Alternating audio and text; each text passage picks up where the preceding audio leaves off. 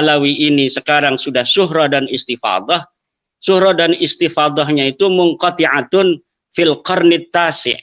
Sebelum abad 9 itu tidak ada syuhrah.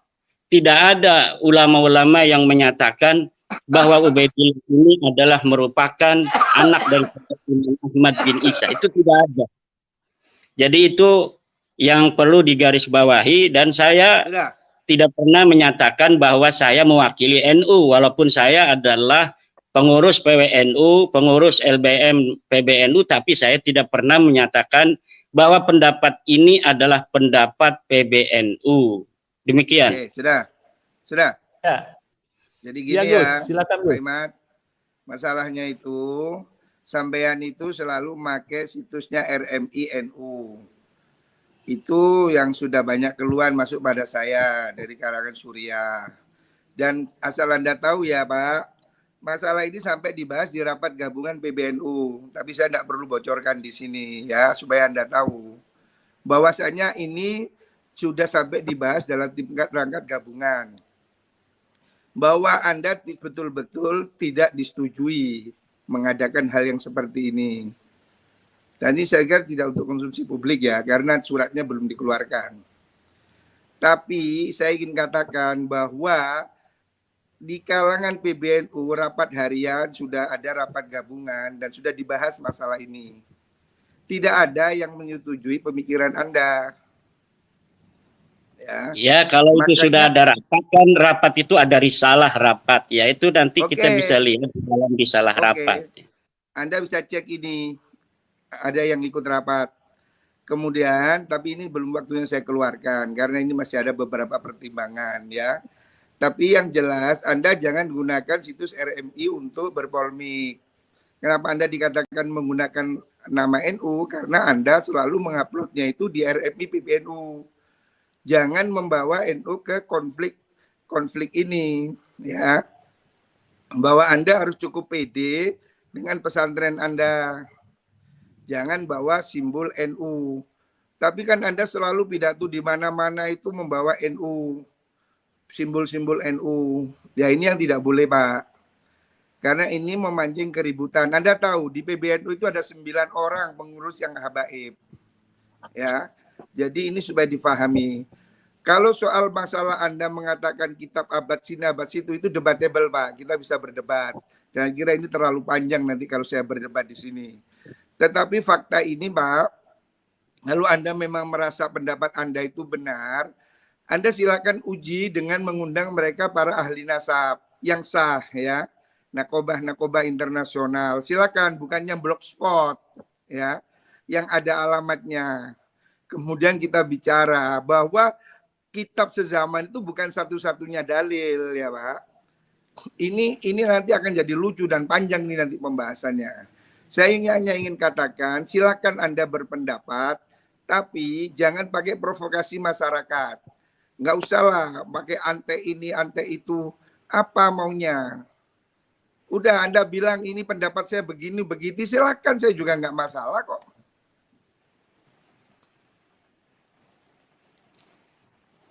Ya, baik.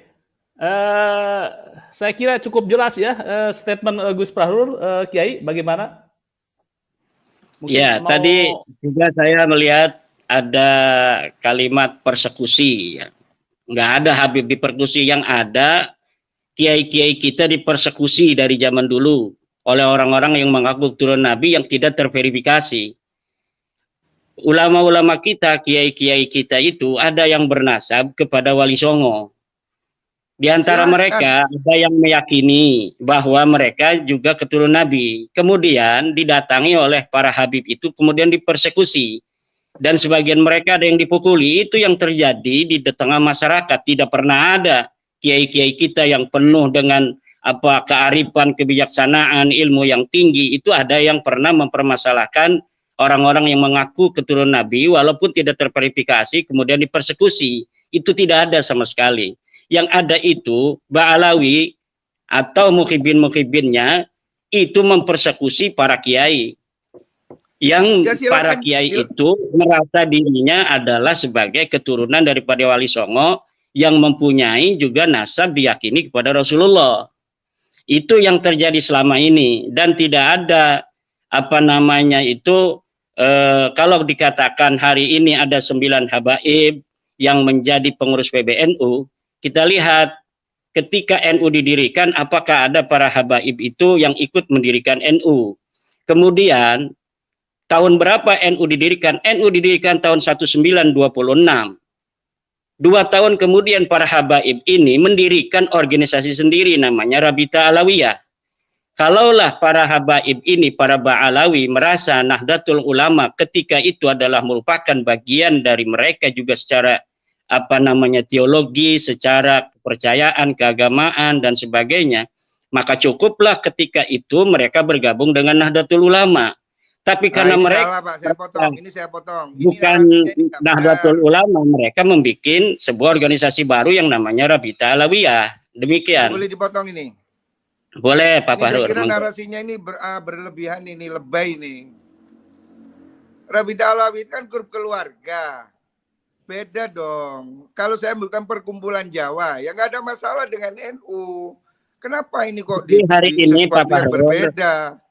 Pak Fahrur harus tahu itu Rabita Alawiyah membuat tingkat kecamatan di seluruh Indonesia ini tahun 2022-2021 ini.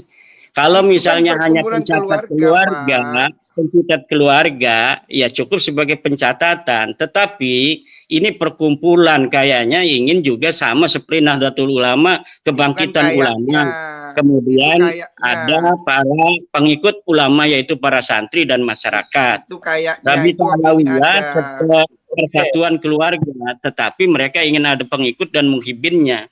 Ini saya kira yang perlu juga mendapat perhatian dari para petinggi PBNU semacam Pak Fahrur ini, melihat kenyataan yang ada di bawah, apa yang terjadi di tengah warga kita, warga Nahdlatul Ulama, terkait dengan irisan para habaib yang diagungkan oleh para kiai-kiai NU, tetapi kemudian mereka justru tidak menguatkan NU. Coba kita lihat di dalam youtuber itu yang mengupload video-video narasi bagaimana seorang habib ada yang mengharamkan anak-anak NU untuk masuk ke Banser. Orang-orang Jawa, anak-anaknya jangan sampai masuk ke Banser, jangan sampai masuk ke Ansor. Itu dilakukan oleh para habaib. Ada juga ini sudah melebar, Pak. Ini sudah melebar. Ini bisa diverifikasi Pak Fahrur.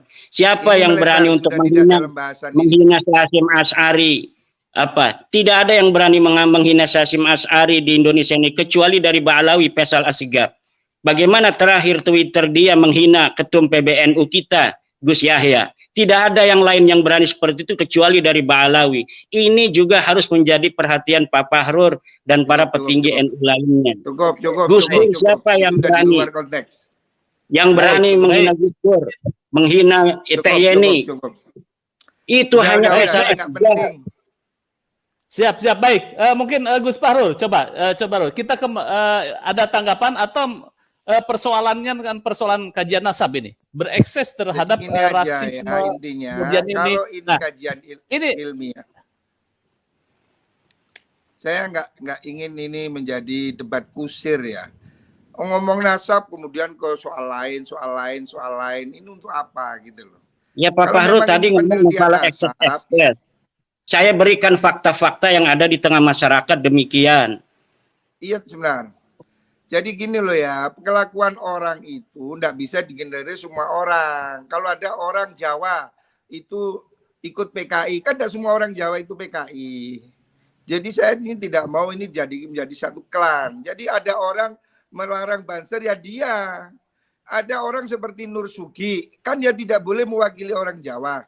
Ada orang NU seperti Kiai Benu yang kemarin telepon Tuhan. Apakah itu NU? Terus NU adalah menelpon Tuhan. Tidak bisa begitu, Pak. Ya, jadi ini orang ke orang harus dibedakan. Kalau Anda mau concern pada kajian nasab, ya Anda berfokus pada kajian nasab. Kalau Anda mau mengatakan ini soal NU, ya orang bicara tentang NU dan Anda sebagai apa? Ini sekarang kita ini kan maunya diadu-adu NU supaya begini, ini sudah begitu. Kalau NU ini merasa ini meresahkan, Ketua Umum PBNU lebih ngerti apa yang harus dilakukan, gitu loh. Nggak harus kita provokasi orang-orang.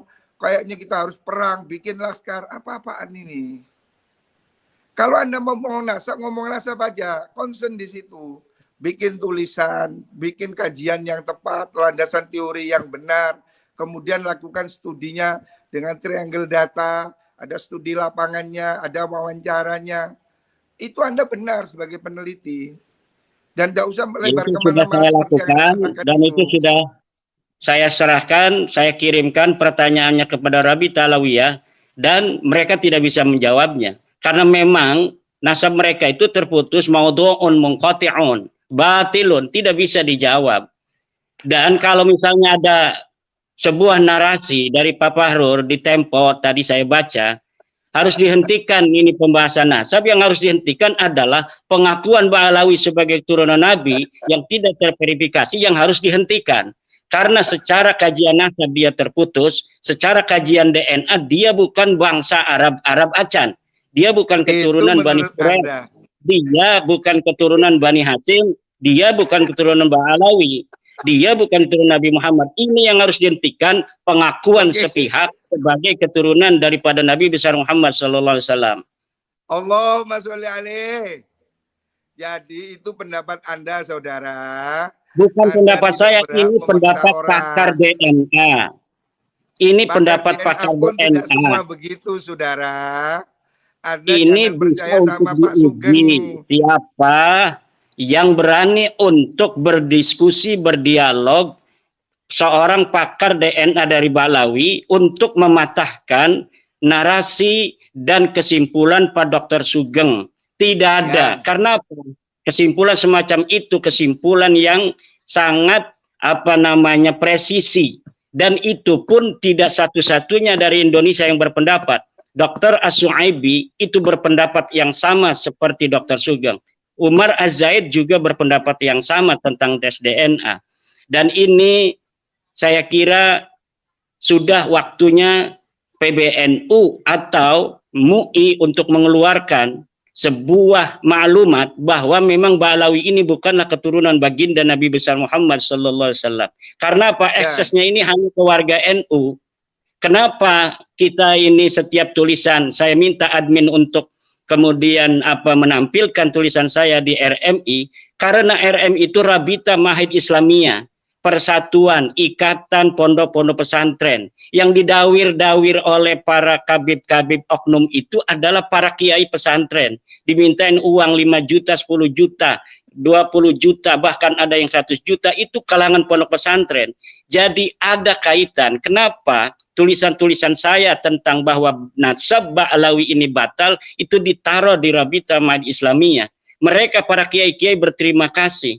Semenjak isu nasab ini, batalnya mereka itu diketahui publik, mereka tidak lagi datang para kiai untuk minta-minta uang. Itu diantaranya Pak Fahrur yang harus diketahui.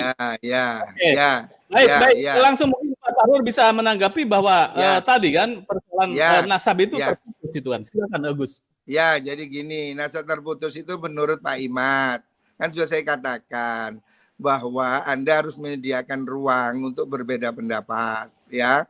Anda boleh mengatakan begitu, saya juga nggak ngelarang. Tapi faktanya di dunia ini hanya Anda.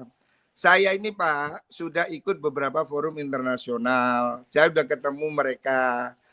Dan mereka semua mengakui nasab itu. Orang yang saya temui. Mereka ini apakah mereka punya otoritas di dalam masalah nasab? Ini yang harus kita jangan terlalu merasa rendah diri di hadapan bangsa-bangsa luar. Kalaulah harus seorang putra Indonesia yang menemukan batalnya nasab Ba'alawi, kenapa kita harus merasa rendah diri sebagai bangsa Indonesia yang besar? Kenapa harus orang Arab saja yang mengetahui sesuatu tentang hukum-hukum agama?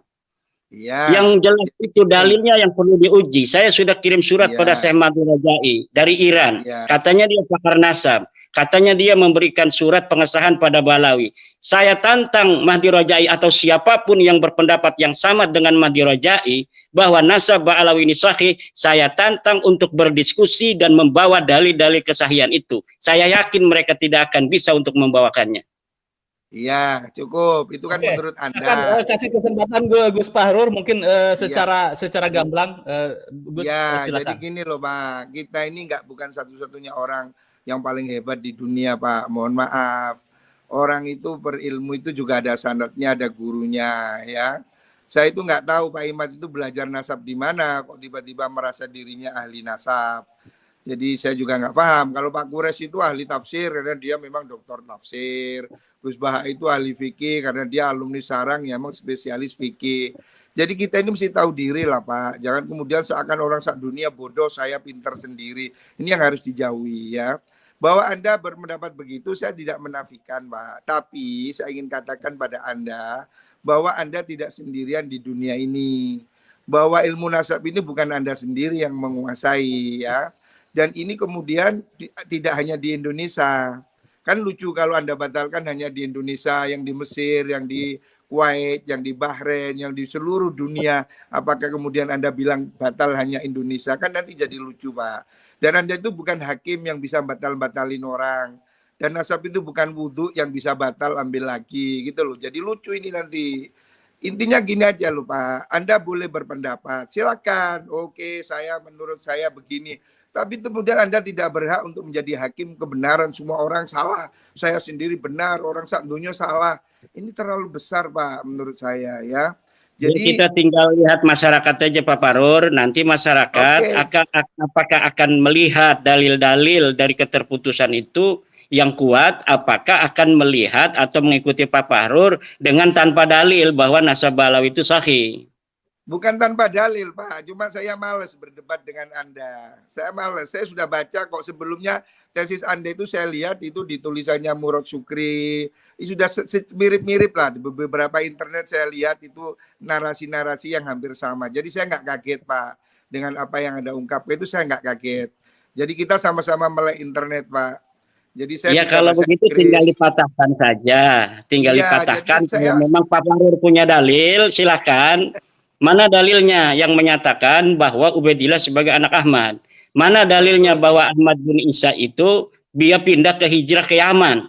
Mana dalilnya bahwa Ahmad bin Isa pernah ada di Basrah? Mana dalilnya bahwa Ahmad bin Isa punya anak namanya Ubaid, kemudian Ubaid punya anak namanya Alwi, Alwi punya saudara namanya Jadid? Tidak ada Pak Fahrur. Itu menurut Anda, Pak. Sekali lagi ingin saya katakan. Kalau misalnya Pak Fahrur ada, silakan. Saat ini dan pendapat itu. Jangan khawatir, banyak sekali, Pak. Itu remeh bagi saya, Pak. Tapi saya nggak ingin forum ini kemudian kita jadi debat kusir. Itu nanti kita ada satu forum sendiri. Oke, silakan. Saya tantang Pak Fahrur untuk menyiapkan forum dengan saya.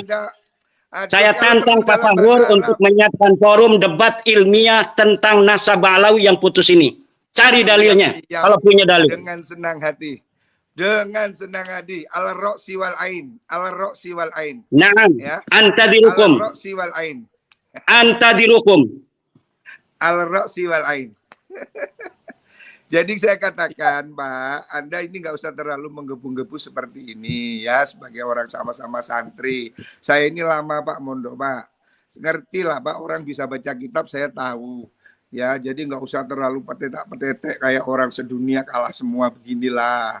Bukan jadi masalah demikian. Karena apa? Narasi-narasi ini yang Anda kemukakan malam hari ini itu bukan satu-satunya alasan saya untuk kieng-kiengan kepada Bapak Fahrur. Banyak narasi-narasi yang telah Bapak Fahrur kembangkan di luar ketika saya tidak ada, yang kemudian membuat saya ingin sekali untuk berdebat dengan Pak Fahrur. Oh boleh, boleh. Enteng aja, saya nggak takut sama sekali kok. Ini soal gampang lah, nggak usah pandeng. Apa sih ini juga bukan soal tanya kuburan kok. Nggak usah ribet lah. Saya ingin katakan, Anda boleh berpendapat, tapi Anda jangan menjadi pemilik kebenaran tunggal. Orang yang merasa yang lain salah, saya sendiri benar, itu hanya Wahabi, Pak. Kalau kita ini biasa dengan pendapat ini, pendapat itu, kita itu sangat luas dalam berhubungan, Pak. Dalil juga begitu, fikih punya banyak kaul ya. Saya ingin ingatkan Anda. Yang kedua, jangan bawa-bawa struktur NU, nama Anda di NU, karena itu sudah jadi pembicaraan, Pak.